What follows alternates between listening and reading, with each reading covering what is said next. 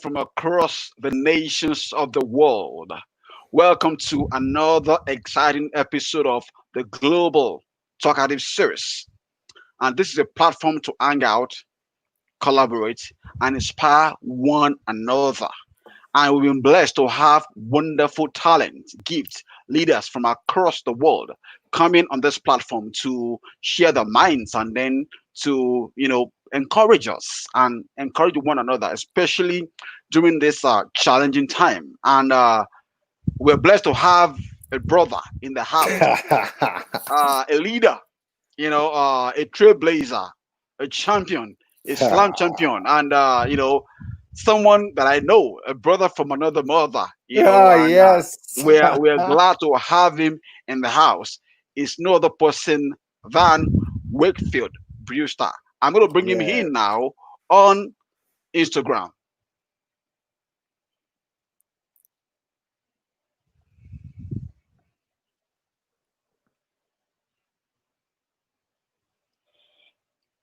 There we All go. right. Oh, that is wonderful. How are you doing today, my brother?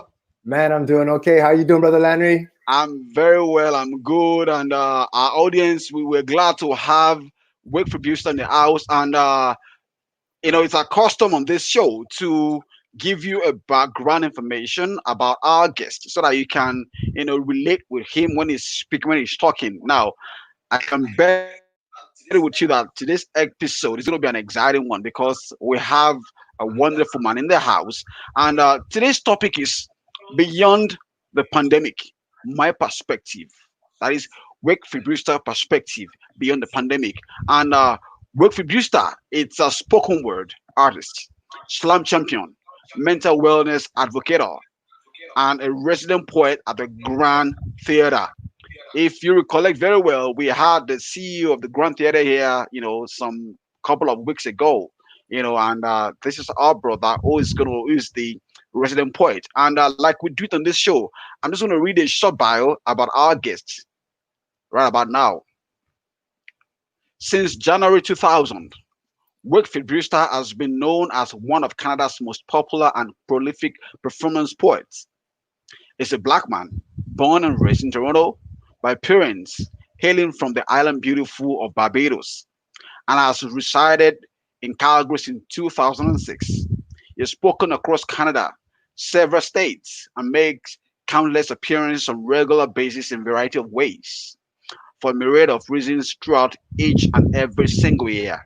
On Facebook fan page, Instagram, Twitter, LinkedIn, radio, online, in pictures and video, in print, Breakthrough Booster is accessible everywhere. Now, these are some of the anthologies. T. Griot, Trafford on Demand Publishing 2004, The Great Black North, Frontenac House 2013, The Calgary Project 2006, The Black Prairies, an anthology 2019. In a point and shoot fashion, he is also currently wearing these arts. Spoken word artist, three-time Calgary Poetry Slam champion and team captain, 2006 and 8 and 2009. Calgary Poet Laureate finalist, reading series founder of Poisson à la Pâtissière and Pitbull Press Free Reading Series, resident poet and spoken word artist of the Grand Theatre, poetry coach and mentor, classical pianist, percussionist, registered massage therapist, first Dan Black Belt, World Taekwondo Federation, advocate for humanities, addiction and recovery, healing arts, and mental wellness. And most recently, like we said, he's been appointed the very first resident poet and spoken word artist of the Grand Theatre House in Calgary. Such an impressive resume, brother. How are you doing today? I am doing fantastic, man. Thank you for having me. Thanks to everyone who's going to join in for the conversation. This is an amazing platform and a great place for everyone to just get together. Thank you. We've Yeah, been apart for a while, so it's yeah. nice to come together. Thank you, man. Now, we have some questions from the audience, and by the way, if you're joining us, from around the world, we are broadcasting from our studio in Calgary, but on Facebook, YouTube, and Instagram, real time. Now, if you have any question for Wayfield, kindly send your questions, and it will appear on the screen, and then we'll be able to do our best to answer the question. So let's start by talking about your journey. How did you become a phenomenal poet? What artist, I mental wellness advocate, and many sided of what we just read? How? Tell us the journey. The journey actually really begins within the arts. It started way back when I started playing classical piano when I was 6, organ actually, and then at 12 graduated to piano, and then also picked up percussion and took it all the way through high school, playing in the bands, playing classical piano the whole time. My dream was to be a classical pianist playing in amphitheaters in Europe for thousands of people on pianos that cost more than cars. That was Wow. what my dream was. And I was in the arts and the performing arts and several instruments all the way until I went up into the performance program at York University. Wow. Somewhere in my youth, I'd say about 17, I don't know how this happened. And people ask, how did you become a poet? And I keep telling them this story. Hmm. One day, I had this notion to write a poem. I can't remember what made me want to write the poem. I tell people I drifted through time, I stroked out, I make all kinds of silly comments and jokes, but I have no idea what it was that drew me to write this poem. So I did. I wrote this poem, and the poem sucked. Now I have Wow. that kind of personality where if I like something, I like it and I need to do it. So even though the poem was terrible, I liked the feeling of writing. So I wrote and wrote and wrote. However, I was doing my writing kind of in the background. Not a lot of people knew that I had the talent of writing, or at least had an interest in it. It was the piano and percussion that people saw. And what I learned in university is that everyone has their limits. And I thought that if I just kept practicing as hard and as long as possible, I would reach that height that I believe was the Olympian height of my performance abilities. When we look at the performance program at the time at York University, 50 students auditioned for performance piano and only 19 were accepted. I Wow. believe I was the 19th. I believe I was the cutoff Wow. because everyone else seemed great. I knew I Hmm. was good. They Hmm. seemed great. Hmm. And no matter what I did, I didn't feel myself getting there. And you have to recognize your limits. Hmm. So I bounced around with percussion. And again, I was good and not as great as the others. I couldn't excel to that exceptional level. Hmm. However, being in the arts, being influenced by poetry, being influenced by performance, the poetry got stronger and stronger in the background until sooner or later it took over. And it Wow. was a professor that believed in me in my first year. She looked at a few of my first poems. Her name is Sherry Rowley. I owe a lot of everything to her. She started it off. She basically said, "You are a poet. Make sure you do this." Hmm. So when I was finding myself uh, at the crossroads of what am I going to do? I'm not going to be this classical pianist. I'm not going to be this awesome percussionist. I guess I'm going to be this awesome poet. Hmm. And the funny thing is, I switched from music to English poetry at York. Hmm. And I remember my first assignments coming back, the prof said it was nonsense. They said my poetry was gobbledygook. They didn't even Wow. have the, I don't know, they couldn't even insult me like an adult. I was put on academic probation and let go from university. And Hmm. then a few years later, after digging at and chipping away at and fighting to be a poet, I submitted a collection of poetry that became, for that particular year, required reading for first year humanities. So it Hmm. was a bit of a Cinderella story, and it was bittersweet, and it was absolutely wonderful. It let me know that I'm too stupid for school, but I am awesome at life in the Hmm. arts. And Wow. my strength is obviously, my greatest strength is poetry. That is amazing. Thank you for those.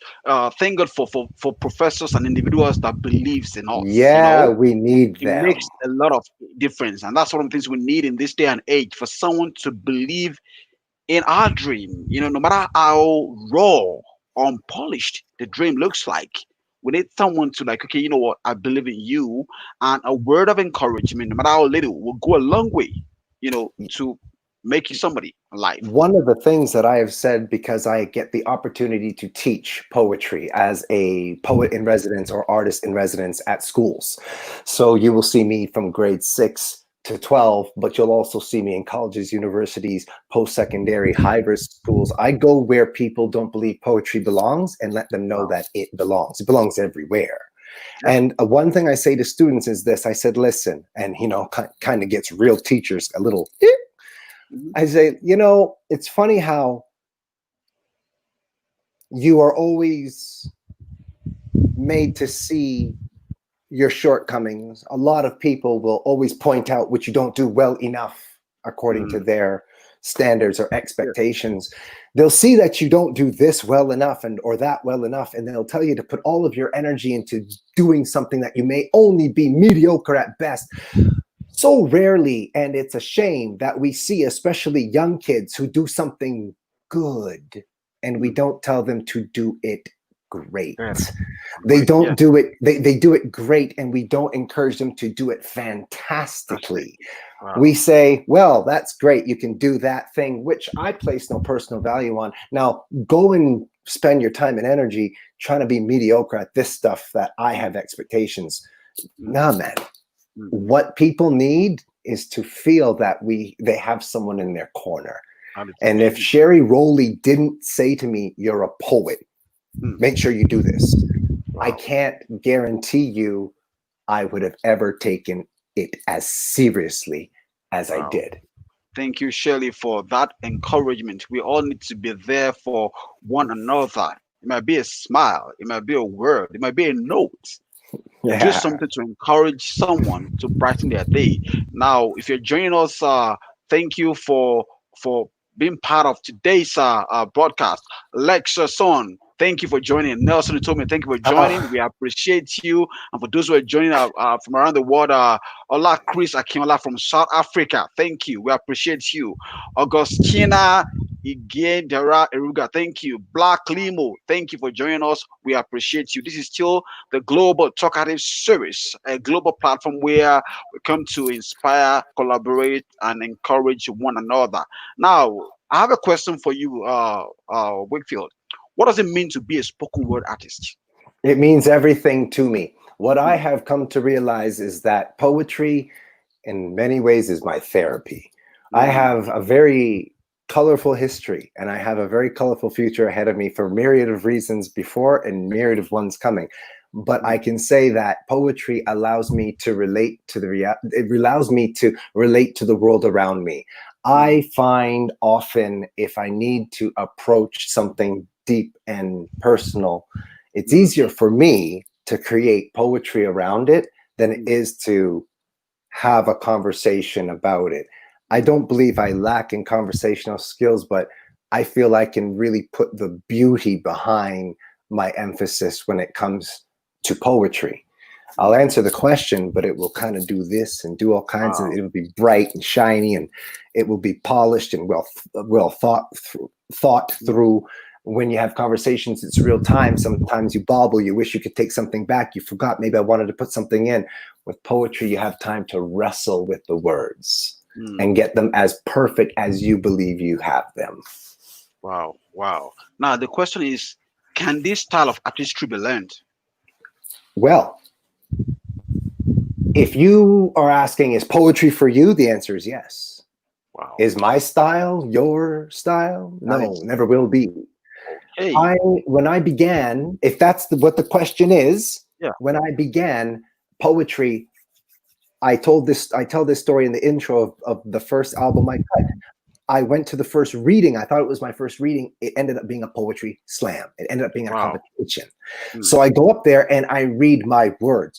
At that time, I was just expecting to have a few people around and read. No, it was an energetic kind of thing. So I didn't have that energy, that fire, that je ne sais quoi, Yeah.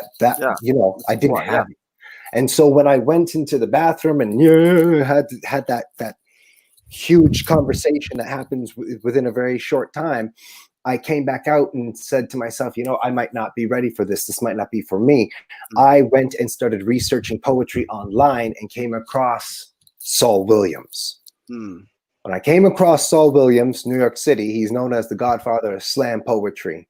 Wow. I realized what I could do. You see, I had the words, but I didn't realize that it was all about my musicality and rhythm that I needed. Mm, So mm, I have been rapping since I was 6 years old. I'm a mm, rapper too. I just learned to take the hip hop flow and put it together with the information that I was writing about to create this style. mm, So poetry, yes, it's for you. It's for everyone. Everyone, if you want it, it's right there. It's in you. mm, However, my particular style is all mine, and it's similar to a lot of other, especially brothers who are mm, poets and MCs, MCs, because we flow seamlessly through poetic and mm, through rap delivery. That is amazing. That means even though you can learn to be a poet, but you have to get to a place where you have to carve out your own style, your You own have to niche. learn to be you. You. Mm, The same way you tell kids, you got to learn to be you, be yourself. In this world, don't copycat anyone, blaze your own trail. You know what? We write our books. We write our books of life, right? Everyone writes a book of life. We read each other's books, and it doesn't matter if you take a chapter, a page, it doesn't matter if it's a paragraph, a sentence, a word, maybe just a piece of punctuation. But the more you visit other poets, the more you see what you can do that you don't, and some mm, of those things you will incorporate into your style, yeah. and some things you will leave. You will feel it, and you're like, nah, that's not me. And you won't use it. But there's other things, and you won't necessarily take it and steal it, but you borrow from it and you evolve it so that it's yours. It's amazing. Trying to learn. Everyone does it. Mm, Everyone does it, not mm. just me. Yeah, yeah. Everyone does it. Someone said copyright means copy it in the right way. Ha! Yeah. I hear that. I If you're mean, copywriting something, copy it the right way and perfect it and make it yours. yeah, Put a touch of your originality behind it so that there's only it so can. much new that humans can do in a very small forum, right? So it's about style and vocabulary. It's language. Language has a lot of places it can go, but not everyone knows those destinations. So if you don't know, then you can't bring back from that destination where you're Mm, at and use what you learned over there. that's So amazing. when you are looking at building your style, all of us, me too, all poets, spoken word artists, performing artists, when you're looking to build your style, which must be until you stop breathing, then you got to expose yourself to as many people who do what you do as possible. On my That is earbuds, amazing. which are on all the time, and I have Yeah. over 15, at least 1,500 songs, every Wow. single artist I know can kick my ass. Mm, Every single rapper, every reggae artist, every ska artist, every poet, every single person I'm listening to, I know can whoop me underwater. So I am always listening to people who I believe are so much greater than me. I am mm. consistently listening up. That is amazing. To me, Jeremy Ajayi, saying that thank you, Wakefield. We have talents within us. We appreciate you. Radwa Nasa, Oh, Egypt. Radwa, Radwa. thank you. To me, Jeremy, thank you. Miss Kim Malicious, thank you. IBO7, thank you for joining this conversation. We appreciate you so much. So Thank you let's go very a bit, much. yeah, let's go a bit personal. Now, from your Yeah. own perspective, how would you describe your journey in the industry, particularly as a person of color? I can say it has not hurt me in any way. I have not found that being a person of color in the industry of the performing arts, especially when it's a man on the mic, that's where our people live, man. When it comes to the great orators, the speakers, the teachers, the preachers, that is Africa right there. So Mm, this has mm, been living inside of me, and it's just been living, it's been looking to live on the outside. mm, I can mm, tell you that being a black man, it fortifies you in this world in every environment that you need to go into for mm, obvious reasons that don't need to be cherry picked at this time.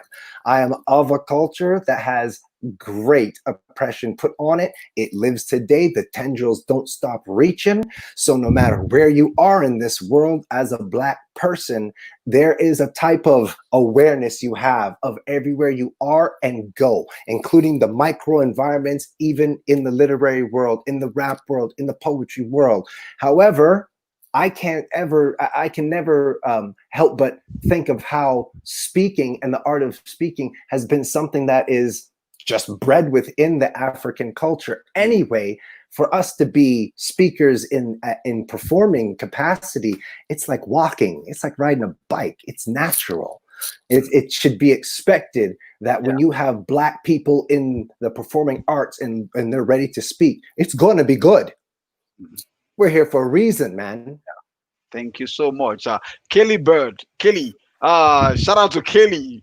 And congratulations on your, being your marriage. Wedding. Congratulations. Kelly just got married some weeks ago. She said, "Yay, two of my favorite." Thank you so much, Thank Kelly. you. We appreciate you so much. Yeah, we And do. say hello to your husband as well. So the next question is: we live in a world Yeah. where there seems to be a saturation of concepts and ideas. What makes your artistry stand out and unique? And what has the reception been like? What makes you unique? I don't know exactly how to say what makes me unique, except for I have that feeling inside of me where I wish to make a difference in a unique way. Let's face it, poetry didn't begin with me. Poetry's not going to stop with me. I'm here for a finite time. Mm, This thing called poetry has given me life. I owe it. So, what I believe is that I am living what I am meant to do. yeah. Me and poetry cannot be separated. This is a path of mine. And through this path, I can reach people. I have made the greatest connections in my life all because of poetry. So, Wow. the reception of my poetry, I would like to humbly say, is often quite well Wow. received.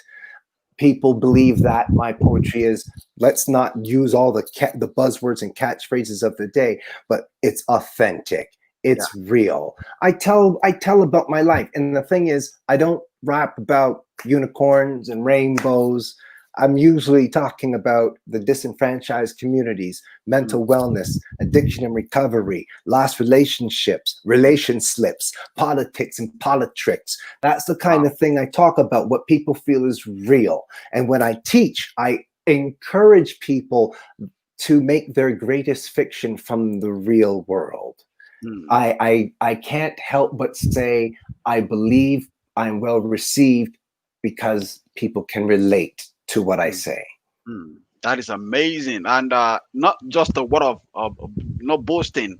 I believe for me, you are one of the best, poets, in our time. Because Oh, the first time, Jesus, man. yeah, the, Thank you. the first time I sat down and I watched you, I was like, what?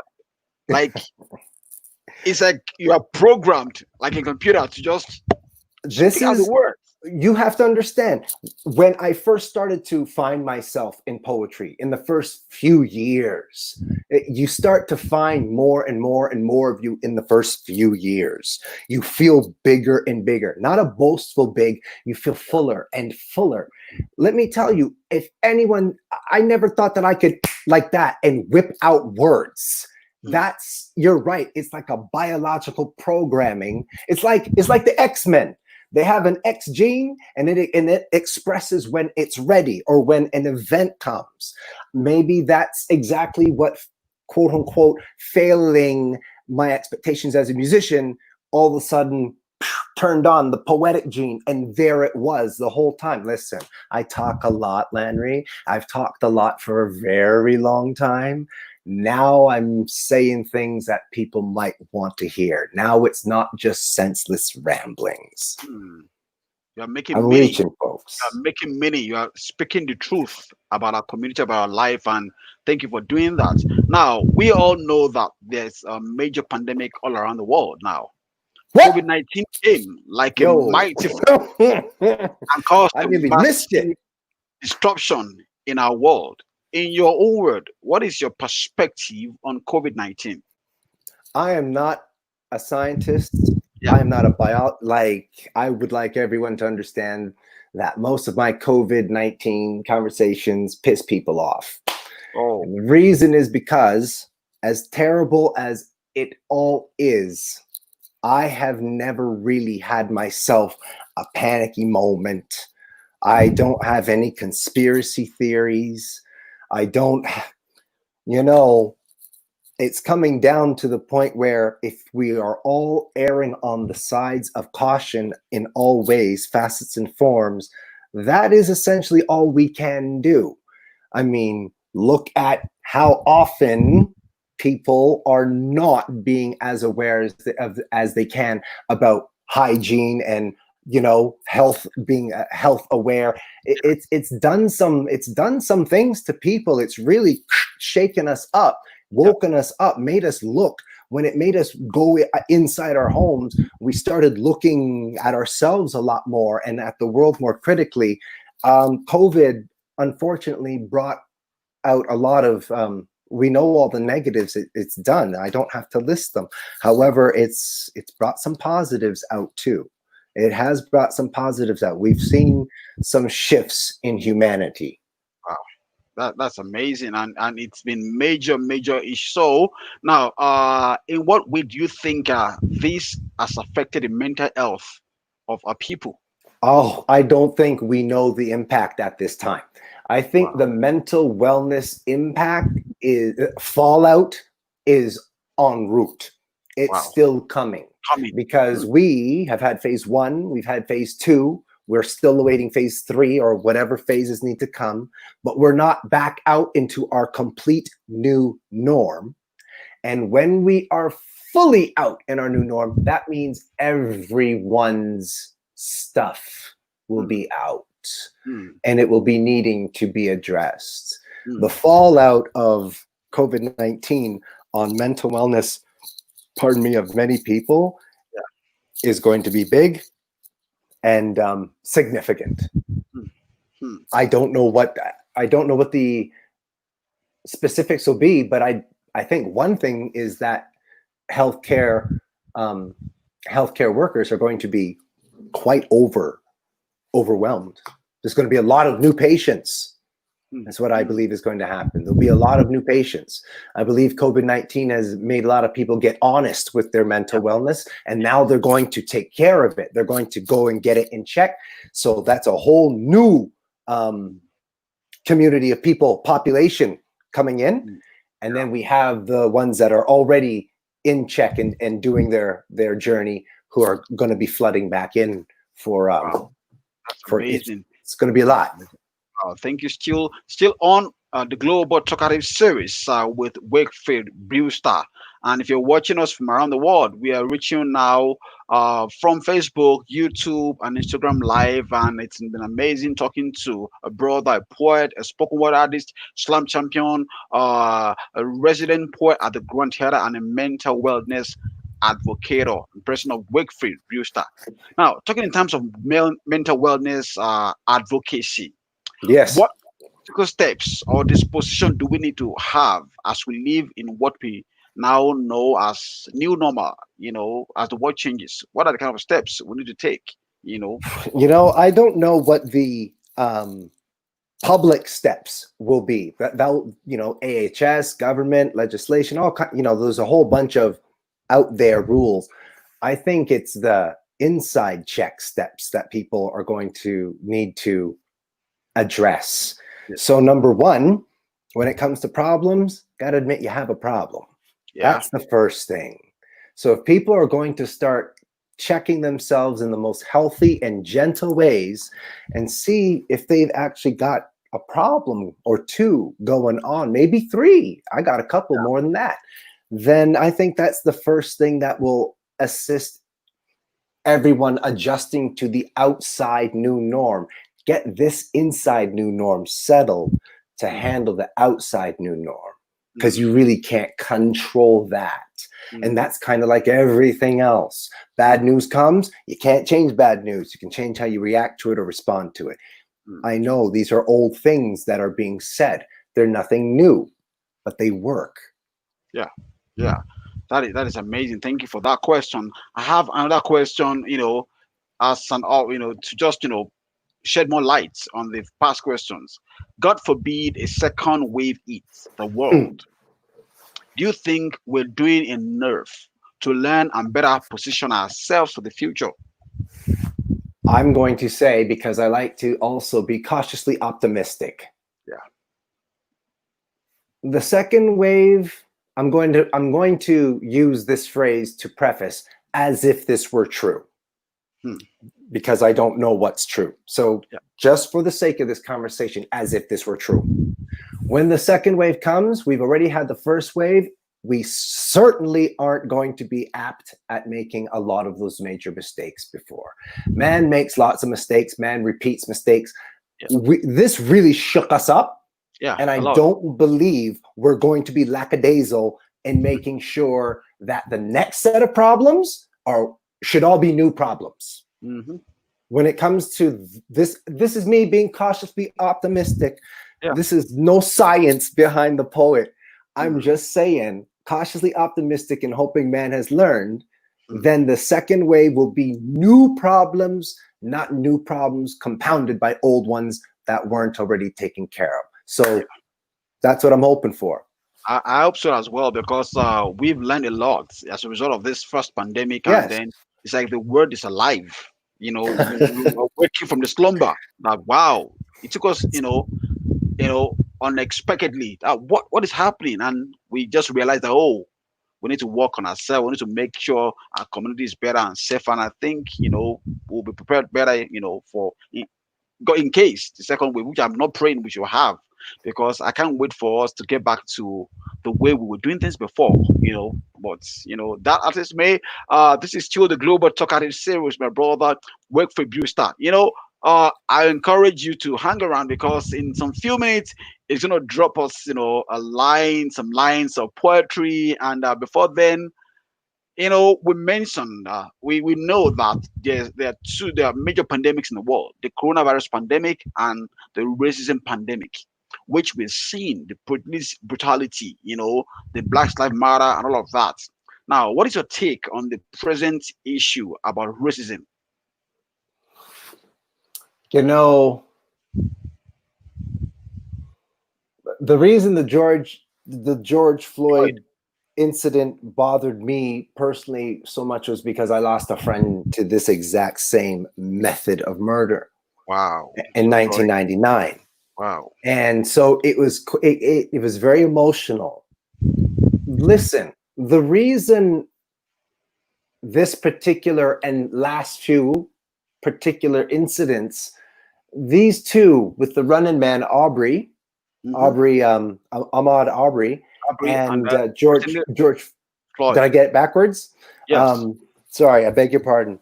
And George Floyd. These both happened when COVID-19 was beginning its, Yeah. It's run. rampage. Yeah. So when everyone ducked inside, it naturally made everyone pay more attention. People can't Yeah. get off their technology, their phones, their laptops anyway. Mm. But now this pandemic is making people hyper aware, hyper alert, and they're paying attention to everything. Yeah. So the racism that, if we're just going to talk about the stuff in the States, quote unquote, it's a world problem. I know. Yeah. I'm trying to grasp what I can Yeah. for the sake of conversation. This stuff in the States, which has never ever stopped and has been prevalent forever, just got a big spotlight on it because Mm. COVID made everyone tune in.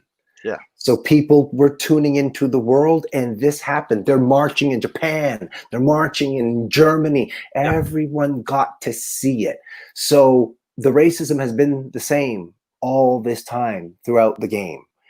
It just got a big boom spotlight. It was like a Mm. halftime show in the Wow. worst way, Wow. right? And the world could see it. It was just Mm. too easy to see. Mm. And it's So, what I think of racism, it's here to stay. wow. I Now, do. is there because we see governments from around the world, even in Canada, the prime minister, you know, recognized that there is systemic racism in Canada. Yeah. even which some folks were trying to deny, but eventually we see it. I've experienced my own share of racism, I still do. But Yes. do you think we can actually get to a point where we can forget this issue of racism, or people can, let it slide? Is there a Let it possible? slide. Look at our indigenous community. There you go. That's my answer. Wow. Look at Hmm, our indigenous community. That's my answer. For hmm. Canada, if you want to talk about racism and letting it slide, or can we under rugs? No, no. Look at our indigenous community. That's my answer. Yeah.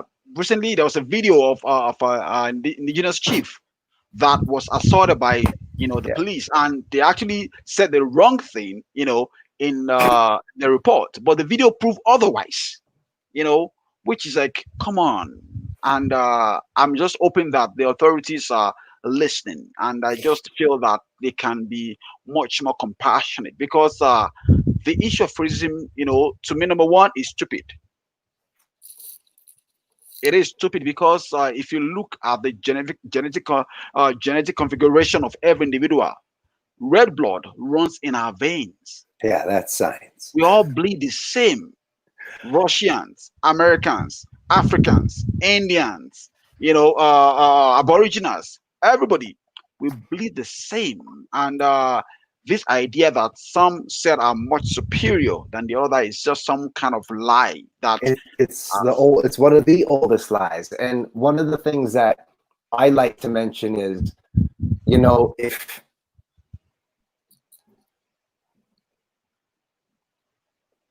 I don't believe that it is ever going to go away. I believe it's always going to rear its ugly head some way, somehow. mm, I don't know how you can eliminate this mm, thing, this entity unto itself. It's I have always said this. A lot of my closer people, notice I don't get into big racist back and forths on Facebook or any of the social media and say, how come you never get into big brawly fights? This is my opinion and this is my experience. So I'm not speaking for all brothers and sisters. This is mine, though I know some will share this opinion. wow. My experience, I have found that arguing with racists is pointless and fruitless. Mm, There's no point in, and I've been told, Wakefield, you have a power conversation, can't you? If they're already living in the absolute, there's no conversation to be had here. mm, I believe it's, in my experience, a person who is a racist. There are two ways for their mind to be changed, and then there's an addendum. One, the object of their racism does something to profoundly change their lives. mm, Or two, they save their lives. mm, And the addendum is, and still they may not change. mm. That is some of the hardcore experience I have had. You either have to change their life profoundly and unexpectedly, Wow. you got to save their life. Mm. And sometimes, even when you do that, it Wow. doesn't change. Wow, that's amazing. I guess the subject of racism is something that we have to, it's become part of our life. Yeah. We see it, and I think we have to continue the conversation. To keep Yes. talking about it, not just to to call people out. To let them, sorry, this is wrong. I think this age, thank God for technology of the mobile phone videos that Yeah. is really exposing all of that, because this is not just starting today. It's been Right. happening for years, and Right. thank God for what we're seeing today. It's terrible, to see other humans, And behave. and the great thing that you mentioned just now, Brother Landry, about technology is this. Technology allows us to communicate faster. And everyone's Yeah. like, yeah, I know. Yeah. Well, the thing is, you're finding out that the same shit has been happening all this time faster. It's not Yeah. like racism suddenly got turned up in the US, or Oh, suddenly blacks were targeted, or systematic racism is suddenly a thing. No, your phones are allowing you to understand that it is all the time, around the clock ticking. It has yeah. been, and well, looks like it always wants to be ticking. It's not anything new, guys. You're just Mm, able to see it's real, happening all the time, and mm, has been. The phones allow you, your technology allows you to get more real time with other people's lives. mm, mm. That is It's not amazing. stories. It's not stories of the Underground Railroad. It's the beating right there in the street in Wow, that is Minnesota. amazing. Thank you very much. This is still the Global Talkative Series, and I want to appreciate Robert Beans for joining us. Chief Dele Momodu Ovation. Thank you for joining us all the way from Nigeria. We appreciate you, sir. Apostle Miguel Latunde from South Africa. Thank you for joining us. Timothy Damn. Wesley. Radwa, thank you for joining us. We appreciate you. So, Yes, we do. Thank you. for this black, the Lola Fora, we appreciate you for joining us as well. Thank you so much. So, I told you, our audience, that Wakefield is it's an amazing poet, spoken word artist, slam champion. Now we're gonna get to experience, is it's poetic style. So the floor is yours. All right. So I usually take up a lot of room and moving and everything. Yeah. I hope that this poem has the power to reach you listeners without all the dramatic movements. My name is Wakefield Brewster. I'm known as the Lyrical Pitbull. I'm a poet and spoken word artist, and this poem is called Blackout. And this is inspired, of course, by the dealings of the day. Hmm. 2020 is supposed to represent perfect vision. Coincidentally, cultures be on courses of collision, pressuring the people into doings of division, debating, demonstrating, getting down with demolition. Coming crystal clearly on the coattail of the COVID. Same old shit story, put you in the novid. Gotta stop a running man, click bang, goaded. But nothing really rocked us like the death of G Flow did. Don't believe the hype, or the news, or the lie. For every day my brother from another mother die. Goodbye, how I missed her. Lovingly I kissed her. Every day we miss a sister from another mister. Death defined daylight so that everybody saw. Another daily modern lynching under Jim Crow law. The Wu had always warned us, better get your shit in check. Cause even though I got your back, you best protect your neck. I'm shaking when I show my wallet or even cash a check. I know this cop is gonna call it. His life was under threat. He's popping off his pistol like the bullet owed a debt. Now my brain and his ballistic gonna have a tete-a-tete. A situation might arise that you did not expect. Immediately in their eyes, now you looking suspect. Now we're living freer, we also live in fear. For we know Mr. Officer is also overseer. Check the etymology, my message moving clear. Spectacular vernacular puts vision on the veer. He's the long arm of the law, but he's lawless on the land. He's the leading cause of Black death. He's the bubonic man.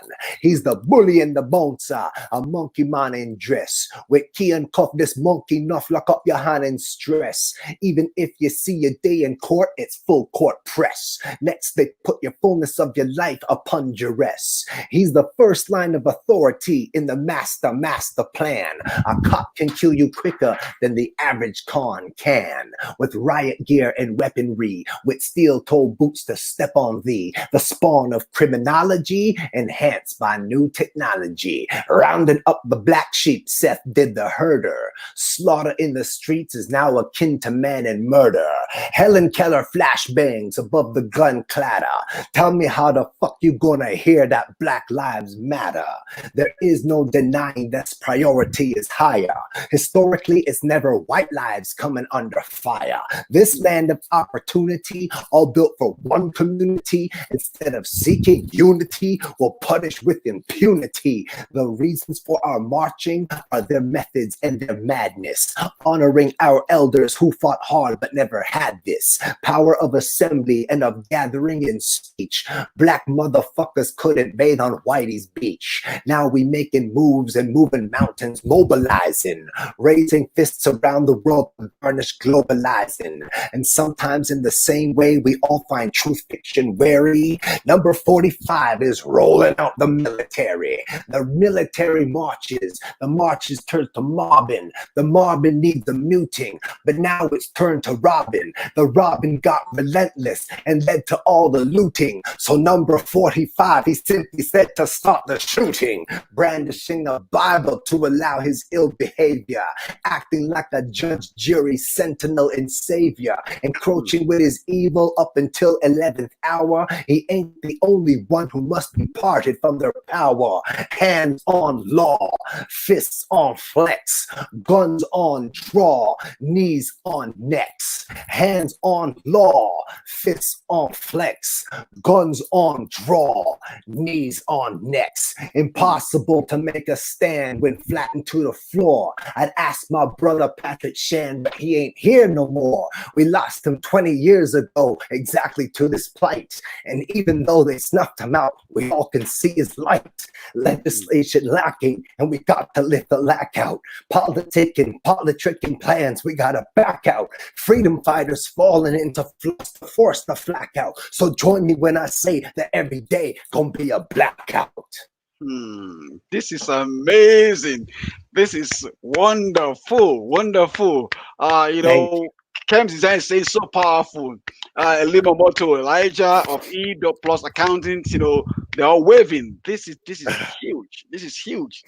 And I know, like you mentioned that you lost a brother, a friend, in Yeah. the same way George Floyd was killed, some years back. And on behalf of our audience, I want to say sorry, for your loss. And Thank you, man. I pray that our communities will be to do better, and that is why we're doing this, to keep the conversation going, so that I remember the songs, by the Africans in New Orleans, in the days of Martin Luther King, the songs about Yes. we shall overcome one Right day, we on. shall overcome. And I know that the good Lord that has created the universe doesn't want this kind of disunity. You know, We He got to created us get it equal. together, man. We So it got to is get it back we, together. yeah, that were doing this kind of segregation, thinking that you are better because of how you look or how you speak. And I pray and I hope that we do the right thing, that we think we're mindful of each other, what we say to each other, what we do to each other. We're mindful because we can either be our brother's keeper or our brother's killer. Yeah, man. And when Yes. we say language, here's the thing that drives one of the biggest drivers behind my love and my relating with poetry, is because there's over 7.2 billion humans on planet Earth. And let's face it, you can have interpretive dance and interpret it however you want. You can make all kinds of landscape and beautiful things, but you can interpret it any way you want, unless it's exactly what it is.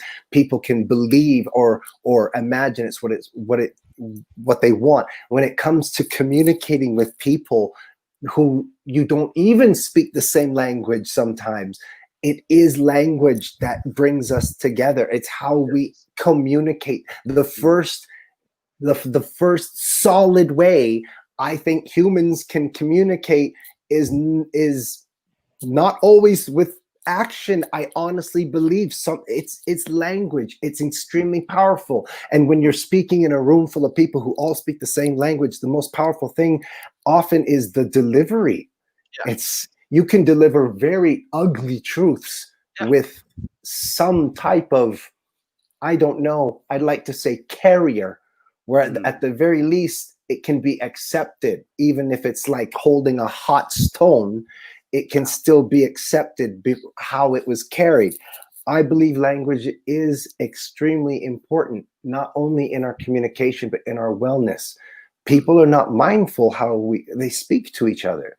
We often say hurtful Things. things without knowing.